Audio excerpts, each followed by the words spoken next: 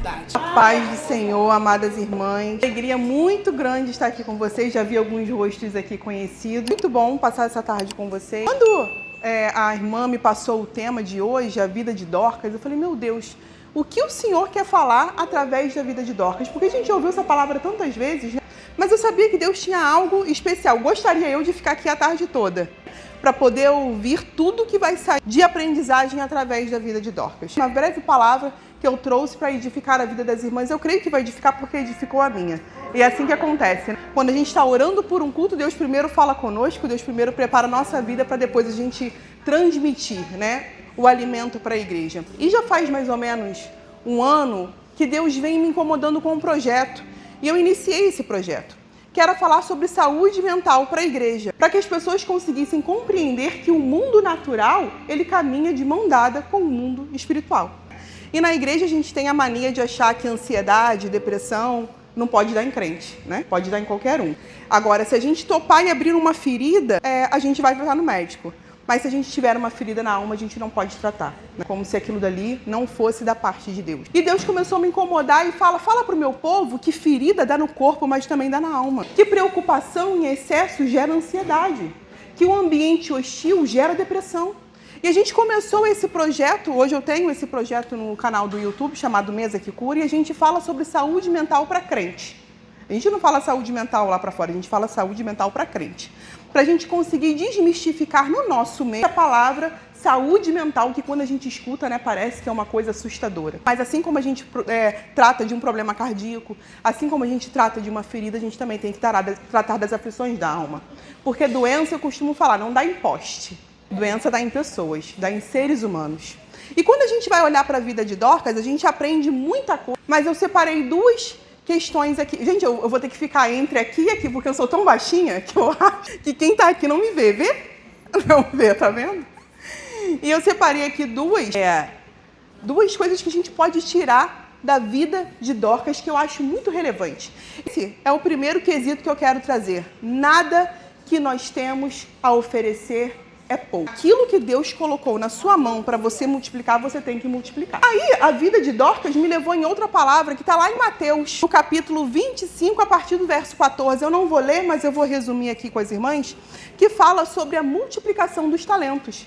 E a Bíblia vai dizer que o reino de Deus é como se fosse que vende toda a sua fortuna e multiplica a sua fortuna entre seus servos. Para um ele dá 5, para outro ele dá 2, para outro ele dá 1. E no determinado dia, quando ele vai lá contar, me mostra as tuas boas obras, chega um e fala, olha, o Senhor me deu 5, eu multipliquei, agora eu tenho 10. Chega o outro e fala, olha, o Senhor me deu 2, eu multipliquei, agora eu tenho 4. E chega um e fala, o Senhor só me deu 1. Então eu achei melhor enterrar, porque vai que eu não consigo boa coisa com esse 1. O Senhor ia chegar e não ia colher nada. Aí ele fala, você foi imprudente. Os outros foram servos bons e fiéis. Eles entrarão comigo, eles irão se regozijar. Mas você não. Você foi imprudente. Então hoje, uma das coisas que Deus vai falar aqui nesta tarde é aquilo que Deus colocou na sua mão para multiplicar não é pouco. Ele é o suficiente com a pessoa certa e no lugar certo. Então nós não devemos olhar para o jardim do outro e se perguntar, mas Senhor, ele fala melhor do que eu, mas aquela irmã é melhor do que eu, ela costura melhor do que eu, ela fala melhor do que eu. Não, Deus está preocupado com o seu talento, não é com o talento da irmã. Aquele que tem 5, ele vai ter que dar conta de multiplicar o dele, mas a gente que tem 1, a gente também vai ter que dar conta de multiplicar o nosso. E a segunda questão que nós podemos ver aqui são as atitudes, elas podem mudar decretos. Aí a gente pega essa palavra aqui dos talentos e a gente vai lá para a vida de Dorcas, né? Atitudes que mudam decretos. Uma mulher simples, irmã, ela só tinha uma máquina de costura. E um dia ela olhou para o canto, para uma máquina de costura toda empoeirada e falou, o que eu vou fazer com essa máquina? E ela falou, às vezes tem pessoas que precisam de um casaco quando está frio, de uma roupinha nova. E ela pegou aquela máquina de costura e ela começou a multiplicar. E ela começou a costurar. E quando a gente chega no enterro de Dorcas, ninguém estava falando, ela era boazinha. Poxa, ela era legal. Não, ela costurou para mim.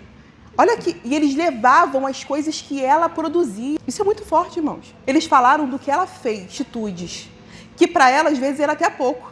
Porque ela deu aquilo que ela tinha, uma máquina de costura. Mas aquilo ali foi o suficiente para que ela fosse ressuscitada. As atitudes de Dorcas, pequenas atitudes, que para ela era pouco, Era tudo que ela tinha. Foi o suficiente para que ela tivesse um testemunho tão grande, ao ponto dela viver um milagre extraordinário. Porque ser ressuscitado não é para qualquer dia, não é? Só que os grandes milagres, eles vêm de pequenos milagres. Nós não vivemos de grandes milagres, queridos. Nós vivemos de pequenos. 1 litro de leite para você é pouco, mas para aquela criança que está chorando querendo uma mamadeira é tudo.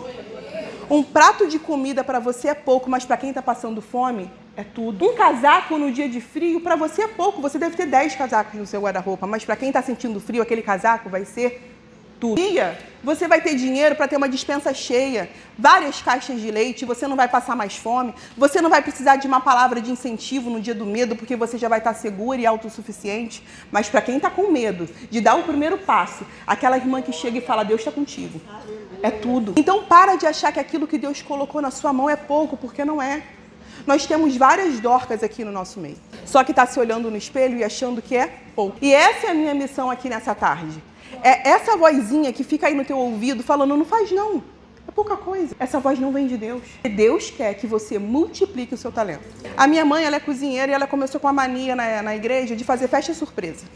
E faz festa surpresa para uma, faz festa surpresa para as irmãs, né, que pertenciam ao grupo. E um dia ela fez uma festa surpresa para uma irmã de 80 anos. Fez um bolo e essa irmã não parava de chorar. E ela chegou perto da minha mãe e falou, sempre foi o meu sonho ter uma festa surpresa, eu nunca tive. Uma coisa que pra gente era simples. Era só um bolinho, tô lembrando do teu aniversário. Para ela, era um motivo de oração. Eu estava com uma paciente no consultório e ela falou muito triste com a perda do avô dela, mas ela falou, Isabel, teve uma coisa que me chamou muita atenção no velório do meu avô. Foram tantos testemunhos que vieram chegando sobre a vida do meu avô que eu nem tinha consciência que meu avô tinha feito aquilo. Chegou uma pessoa e falou, teu avô para mim era como um pai. Eu nem sabia que meu avô conhecia aquela pessoa. Chegou perto de mim uma pessoa e falou, um dia eu estava sem compra em casa e teu avô chegou na porta da minha casa, bateu e falou, Deus mandou te entregar essa compra.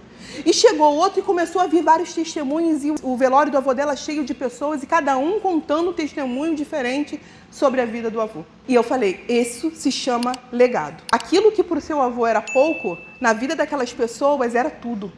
E o que ele fez foi multiplicar talento. Então a gente olha para aquelas pessoas que têm cinco moedas e a gente acha, não, o evangelho está com eles. Eles é que vão pregar, eles é que têm o dom de cura, eles é que vão levar a palavra, só que a palavra ela é pregada no dia a dia. O que Santo Agostinho falava?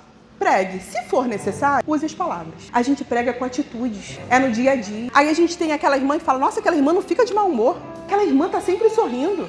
Aquela irmã está sempre serelepe. Mas você sabe quantas pessoas ela já curou com esse bom humor dela? Quantas pessoas que oraram ao Senhor pedindo um ânimo e essa irmã chegou e deu um abraço? Nossa, mas aquela irmã só tem palavra de vitória, né?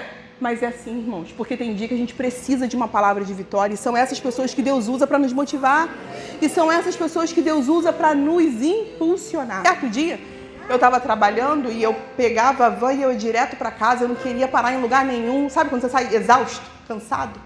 E eu entrei na van e do nada veio na minha mente, desce. Não teve palavra, não foi nada sobrenatural. Eu só levantei e desci. Eu nem entendi por que eu estava fazendo aquilo. Entrei dentro de uma padaria, peguei o telefone e liguei para uma amiga. E ela não atendia, eu liguei de novo.